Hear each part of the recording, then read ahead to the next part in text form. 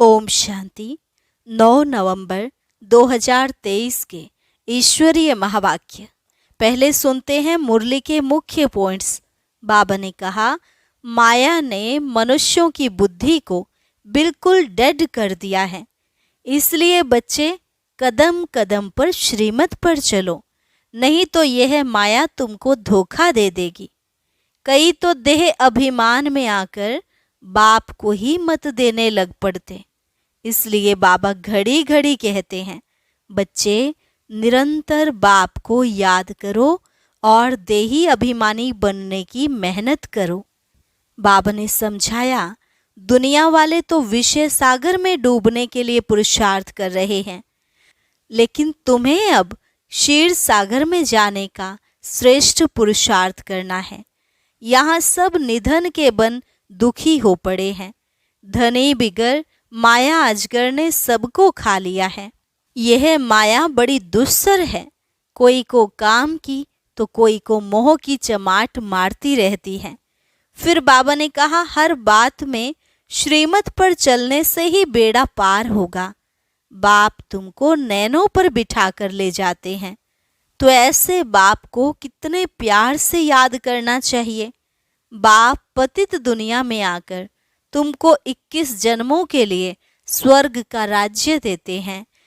बाबा कहते, फिर भी अगर कोई ने मेरा बनकर विनाशकारी कर्तव्य किया तो पिछाड़ी में बहुत पछताएंगे और पूरी सजा खाएंगे। और लास्ट में कहा, बच्चे वर्षा लेने के लिए खूब पुरुषार्थ करो, लेकिन अभी तक भी बच्चों से बहुत भूलें होती रहती हैं। रहम दिल बन तुम्हें सबको सुख का रास्ता बताना है, परंतु कई बच्चे बाप को ही फारकती देने का पुरुषार्थ कर रहे हैं। और अब सुनते हैं महावाक्यों को विस्तार से। मुरली का सार। मीठे बच्चे, देह अभिमान में आने से ही माया की चमाट लगती है। देही अभिमानी रहो तो बाप की हर श्रीमत का पालन कर सकेंगे। प्रश्न, बाप के पास 2 प्रकार के पुरुषार्थी बच्चे हैं, वह कौन से? उत्तर, एक बच्चे हैं जो बाप से वर्षा लेने का पूरा पुरुषार्थ करते हैं, हर कदम पर बाप की राय लेते हैं। दूसरे फिर ऐसे भी बच्चे हैं जो बाप को फारकती देने का पुरुषार्थ करते हैं। कोई है जो दुख से छूटने के लिए बाप को बहुत बहुत याद करते हैं, कोई फिर दुख में फंसना चाहते हैं। यह भी वंडर है ना। गीत, महफिल में जल उठी शमा। ओम शांति। बच्चों ने गीत तो बहुत बार सुना है, नए बच्चे फिर नए सिर सुनते होंगे, जबकि बाप आते हैं तो आकर अपना परिचय देते हैं। बच्चों को परिचय मिला हुआ है, जानते हैं अभी हम बेहद के माता पिता की संतान बने हैं। जरूर मनुष्य सृष्टि का रचयिता माता पिता होगा, परंतु माया ने मनुष्यों की बुद्धि बिल्कुल डेड कर दी है। इतनी साधारण बात बुद्धि में नहीं बैठती। कहते तो सभी हैं कि हमको भगवान ने पैदा किया है, तो जरूर माता पिता होंगे। भक्ति मार्ग में भी याद करते हैं। हर धर्म वाले गॉड फादर को जरूर याद करते हैं। भक्त खुद तो भगवान हो नहीं सकते, भक्त भगवान की बंदगी साधना करते हैं। गॉड फादर तो जरूर सबका एक ही होगा, अर्थात सभी आत्माओं का फादर एक है। सभी जिस्मों का फादर एक हो नहीं सकता, वह तो अनेक फादर हैं। वह जिस्मानी फादर होते हुए भी हे ईश्वर कहकर याद करते हैं। बाप बैठ समझाते हैं, मनुष्य बेसमझ हैं जो बाप का परिचय ही भूल जाते हैं। तुम जानते हो स्वर्ग का रचयिता जरूर एक ही बाप है। अभी कलयुग है, जरूर कलयुग का विनाश होगा। प्राय लोप अक्षर तो हर बात में आता है। बच्चे जानते हैं सतयुग अभी प्राय लोप है। अच्छा, फिर प्रश्न उठता है, सतयुग में उन्हों को यह पता होगा कि सतयुग प्राय लोप हो जाएगा, फिर त्रेता होगा? नहीं, वहाँ तो इस नॉलेज की दरकार ही नहीं। यह बातें किसकी भी बुद्धि में नहीं है कि सृष्टि का चक्र कैसे फिरता है। हमारा पारलौकिक बाप कौन है, यह तुम बच्चे ही जानते हो। मनुष्य गाते हैं, तुम मात पिता हम बालक तेरे, परंतु जानते नहीं। तो कहना भी न कहने के बराबर हो जाता है। बाप को भूल गए हैं, इसलिए ऑर्फन बन पड़े हैं। बाप हर बात समझाते हैं, श्रीमत पर कदम कदम चलो, नहीं तो कोई समय माया बड़ा धोखा देगी। माया है ही धोखेबाज। माया से लिबरेट करना यह बाप का ही काम है। रावण तो है ही दुख देने वाला, बाप है सुख देने वाला। मनुष्य इन बातों को समझ नहीं सकते। वह तो समझते हैं दुख सुख भगवान ही देते हैं। बाप समझाते हैं, मनुष्य दुखी बनाने के लिए शादियों में कितना खर्चा करते हैं। जो पवित्र पौधे हैं उनको अपवित्र बनाने का पुरुषार्थ किया जाता है। यह भी तुम समझ सकते हो, दुनिया नहीं समझती। यह विषय सागर में डूबने लिए कितनी सेरेमनी करते हैं। उन्हों को यह पता नहीं है कि सतयुग में यह विष विकार होता नहीं। वह है ही क्षीर सागर, इसको विषय सागर कहा जाता है। वह है संपूर्ण निर्विकारी दुनिया।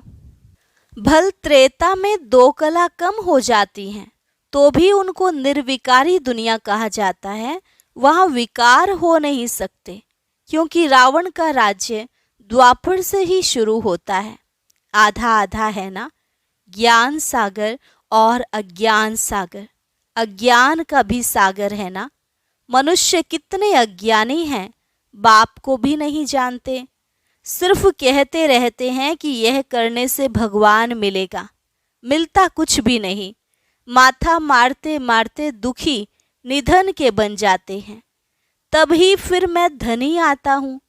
धनी बिगर माया अजगर ने सबको खा लिया है। बाप समझाते हैं, माया बड़ी दुष्टर है। बहुतों को धोखा मिलता है। कोई को काम की चमाट, कोई को मोह की चमाट लग जाती है। देह अभिमान में आने से ही चमाट लगती है। मेहनत है ही देही अभिमानी बनने में। इसलिए बाप घड़ी घड़ी कहते हैं, सावधान, मन मना भव। बाप को याद नहीं करेंगे तो माया थप्पड़ लगा देगी। इसलिए निरंतर याद करने का अभ्यास करो, नहीं तो माया उल्टा कर्तव्य करा देगी। रोंग राइट की बुद्धि तो मिली ही है। कहाँ भी मूंझो तो बाप से पूछो। तार में, चिट्ठी में अथवा फोन पर पूछ सकते हो। फोन सवेरे सवेरे झट मिल सकता है, क्योंकि उस समय सिवाय तुम्हारे बाकी सब सोए रहते हैं, तो फोन पर तुम पूछ सकते हो। दिन प्रतिदिन फोन आदि की आवाज़ भी सुधारते रहते हैं, परंतु गवर्नमेंट है गरीब तो खर्चा भी ऐसे ही करती है। इस समय तो सब जड़जड़ी भूत अवस्था वाले तमो प्रधान हैं। फिर भी खास भारतवासियों को रजो तमो गुणी क्यों कहा जाता है? क्योंकि यही सबसे ज़्यादा सतो प्रधान थे। दूसरे धर्म वालों ने तो ना इतना सुख देखा है ना दुख देखना है। वह अभी सुखी हैं, तब तो इतना अनाज आदि भेजते रहते हैं। उन्हों की बुद्धि रजो प्रधान है। विनाश के लिए कितने इन्वेंशन करते हैं, परंतु उन्हों को यह पता नहीं पड़ता। इसलिए उन्हों को बहुत चित्र आदि भेजने पड़े तो उन्हों को भी पता पड़े। आखिरीन समझेंगे यह चीज़ तो बड़ी अच्छी है। इन पर लिखा हुआ है गॉड फादरली गिफ्ट। जब आफत का समय होगा तो आवाज़ निकलेगा, फिर समझेंगे बरोबर यह हमको मिला था। इन चित्रों से बहुत काम निकलेगा। बाप को बेचारे जानते ही नहीं। सुखदाता तो वह एक ही बाप है, सब उनको याद करते हैं। चित्रों से अच्छी रीति समझ सकते हैं। अभी देखो 3 पैर पृथ्वी के नहीं मिलते हैं और फिर तुम सारे विश्व के मालिक बन जाते हो। यह चित्र विलायत में भी बहुत सर्विस करेंगे। बच्चों को इन चित्रों का इतना कदर नहीं है। खर्चा तो होना ही है। राजधानी स्थापन करने में उस गवर्नमेंट का करोड़ों रुपया खर्च हुआ होगा और लाखों मरे। यहाँ तो मरने की बात ही नहीं, श्रीमत पर पूरा पुरुषार्थ करना है, तभी श्रेष्ठ पद पा सकेंगे। नहीं तो पीछे सजा खाने समय बहुत पछताएंगे। यह बाप भी है तो धर्मराज भी है। पतित दुनिया में आकर बच्चों को 21 जन्मों के लिए स्वराज्य देता हूँ। अगर फिर कोई विनाशकारी कर्तव्य किया तो पूरी सजा खाएंगे। ऐसे नहीं, जो होगा देखा जाएगा। दूसरे जन्म का कौन बैठ विचार करे। मनुष्य दान पुण्य भी दूसरे जन्म के लिए करते हैं। तुम अभी जो करते हो वह 21 जन्मों के लिए। वह जो कुछ करते हैं अल्पकाल के लिए, एवजा फिर भी नरक में ही मिलेगा। तुमको तो स्वर्ग में एवजा मिलना है। रात दिन का फर्क है। तुम स्वर्ग में 21 जन्मों के लिए प्रारब्ध पाते हो। हर बात में श्रीमत पर चलने से बेड़ा पार है। बाप कहते हैं, तुम बच्चों को नयनों पर बिठाकर बड़े आराम से ले जाता हूँ। तुमने बहुत दुख उठाए हैं। अब कहता हूँ तुम मुझे याद करो। तुम निर्वस्त्र आए थे, यह पार्ट बजाया, अब फिर वापस जाना है। यह तुम्हारा अविनाशी पार्ट है। इन बातों को कोई भी साइंस घमंडी समझ नहीं सकते।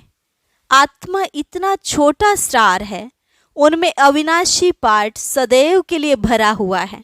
यह कभी समाप्त नहीं होता। बाप भी कहते हैं, मैं भी तो क्रिएटर और एक्टर हूँ। मैं कल्प कल्प आता हूँ पार्ट बजाने। कहते हैं परमात्मा मन बुद्धि सहित चैतन्य नॉलेजफुल है, लेकिन क्या चीज़ है यह कोई नहीं जानते।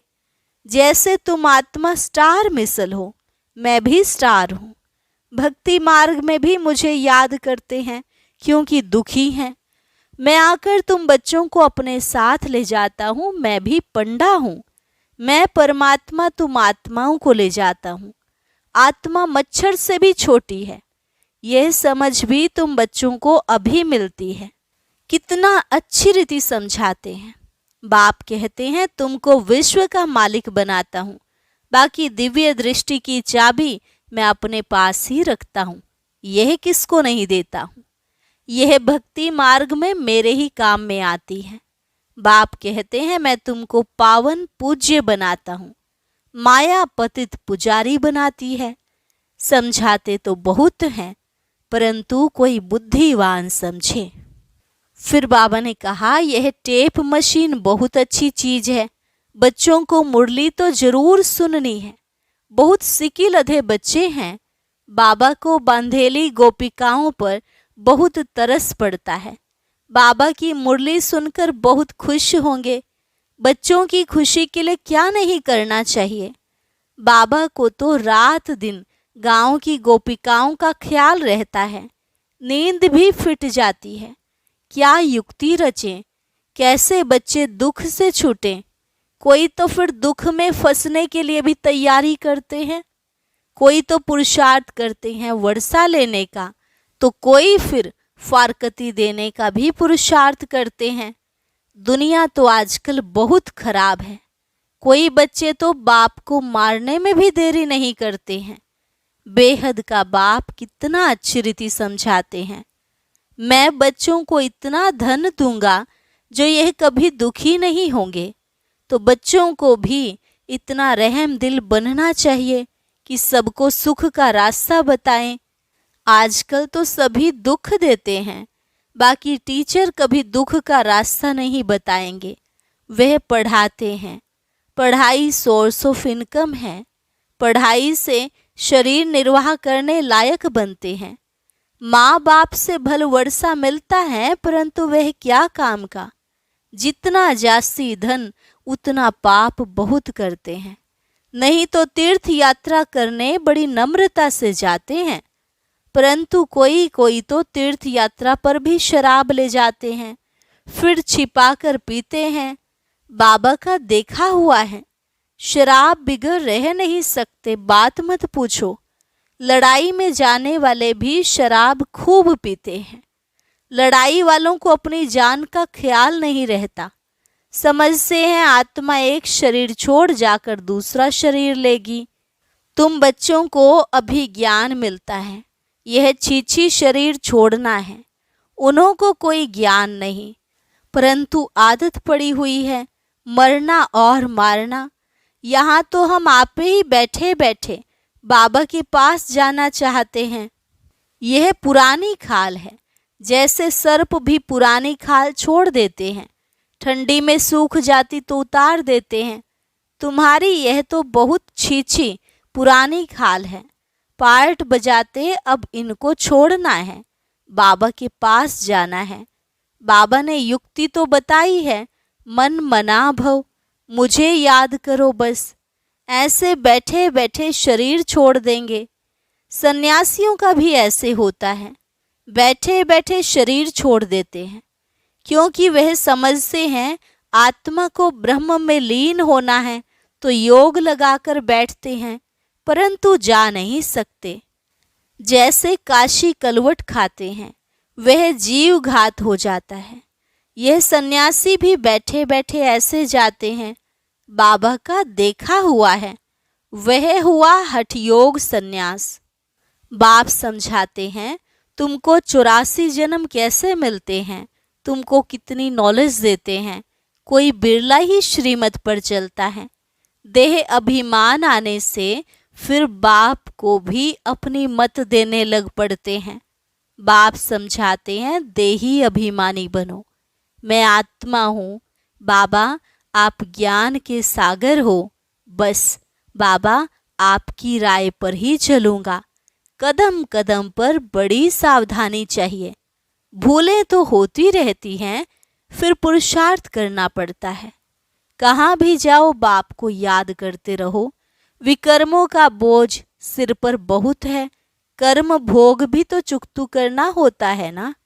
पिछाड़ी तक यह कर्म भोग छोड़ेगा नहीं। श्रीमत पर चलने से ही पारस बुद्धि बनना है, साथ में धर्मराज भी है, तो रिस्पॉन्सिबल वह हो गया। बाप बैठा है, तुम क्यों अपने ऊपर बोझा रखते हो। पतित पावन बाप को पतितों की महफिल में आना ही है, यह तो नई बात नहीं। अनेक बार पार्ट बजाया है, फिर बजाते रहेंगे। इसको ही वंडर कहा जाता है। अच्छा, पारलौकिक बाप दादा का मीठे मीठे सिकिलधे बच्चों प्रति याद प्यार और गुड मॉर्निंग। रूहानी बाप की रूहानी बच्चों को नमस्ते। रूहानी बच्चों की रूहानी बाप दादा को नमस्ते नमस्ते, गुड मॉर्निंग। धारणा के लिए मुख्य सार, बाप समान सबको दुखों से लिबरेट करने का रहम करना है, सुख का रास्ता बताना है। कोई भी विनाशकारी उल्टा कर्तव्य नहीं करना है। श्रीमत पर 21 जन्मों के लिए अपनी प्रारब्ध बनानी है। कदम कदम पर सावधानी से चलना है। वरदान, वायदों की स्मृति द्वारा फायदा उठाने वाले सदा बाप की ब्लेसिंग के पात्र भव। वायदों की स्मृति द्वारा फायदा उठाने वाले सदा बाप की ब्लेसिंग के पात्र भव। जो भी वायदे मन से, बोल से अथवा लिख कर करते हो, उन्हें स्मृति में रखो तो वायदे का पूरा फायदा उठा सकते हो। चेक करो कि कितने बार वायदा किया है और कितना निभाया है। वायदा और फायदा इन दोनों का बैलेंस रहे तो वरदाता बाप द्वारा ब्लेसिंग मिलती रहेगी। जैसे संकल्प श्रेष्ठ करते हो, ऐसे कर्म भी श्रेष्ठ हो तो सफलता मूर्त बन जाएंगे। स्लोगन, स्वयं को ऐसा दिव्य आईना बनाओ जिसमें बाप ही दिखाई दे, तब कहेंगे सच्ची सेवा। स्वयं को ऐसा दिव्य आईना बनाओ जिसमें बाप ही दिखाई दे, तब कहेंगे सच्ची सेवा। अच्छा, और अब सुनते हैं आज का अव्यक्त ज्ञान मोती। ये एक बहुत संस्कारितापूर्ण वीडियो है। जरूर देखें, कोई भी मिस ना करे।